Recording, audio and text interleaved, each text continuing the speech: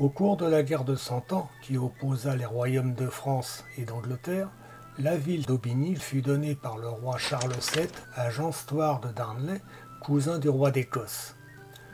Ce grand seigneur commandait l'armée écossaise venue secourir le malheureux Charles VII en fort mauvaise posture face aux Anglais après la défaite d'Azincourt.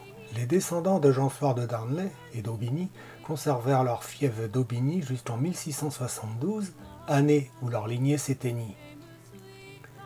La dynastie des Stoart d'Aubigny connut sa plus grande gloire en servant les rois Charles VIII, Louis XII et François Ier lors des guerres d'Italie. Béraud, petit-fils de John Stoart de Darnley et son gendre Robert Stoart, compagnon d'armes du chevalier Bayard et contemporain de Léonard de Vinci, firent construire le château d'Aubigny.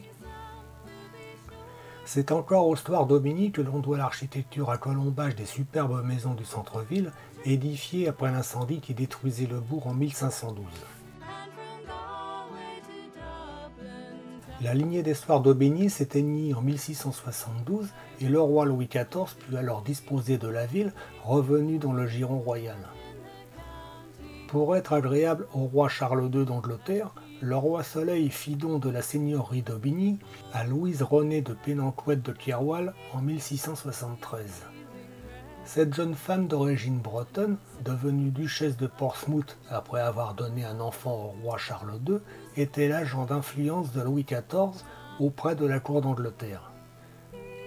Délaissé après la mort de la duchesse vers 1734, le château est saisi à la Révolution et vendu en 1812 à la ville d'Aubigny qui l'utilise pour ses services administratifs. L'aile sud a été reconstruite en grande partie à la fin du XIXe siècle. Le château est entièrement restauré dans les années 1920 par Paul Guérin, architecte à Aubigny. De nouveaux travaux de restauration sont entrepris en 2018. Au cœur du passé historique de la cité, l'ancienne demeure ducale d'Estoires se pose comme un trésor d'architecture Renaissance. Commencé par Robert Stoart au XVIe siècle, remanié et embelli par Louise de Keroual, duchesse d'Aubigny et de Portsmouth, le château se composait autrefois de deux ailes reliées entre elles par un pavillon d'entrée. Au cours du XIXe siècle, l'ensemble a subi de nombreuses modifications. De l'édifice primitif, il ne reste guère plus que la façade et les bâtiments de l'aile gauche. Le pavillon d'entrée, avec ses tourelles en encorbellement et son porche, d'une remarquable élégance de ligne, porte à la clé de voûte du porche les armes de Robert Stoart.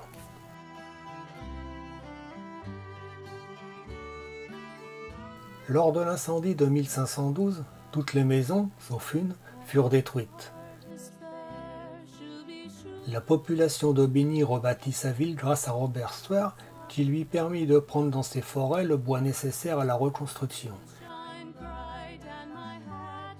C'est ainsi que purent s'élever les superbes maisons à colombage que l'on peut admirer aujourd'hui.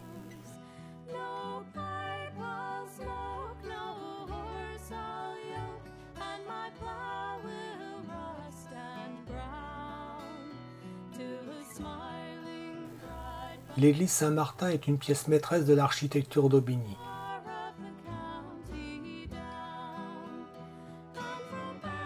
Ses parties les plus anciennes remontent au début du XIIe siècle. Ravagée par l'incendie en 1512 et restaurée sous Robert Stoart, elle est du début du gothique.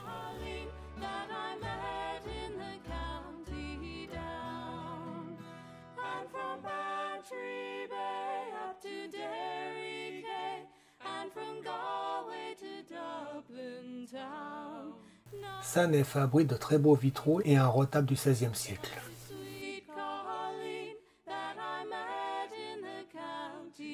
Aubigny-sur-Ner est une ville dynamique qui a su conserver un centre historique commerçant et accueillant où il fait bon découvrir un patrimoine dense empreint de l'histoire écossaise.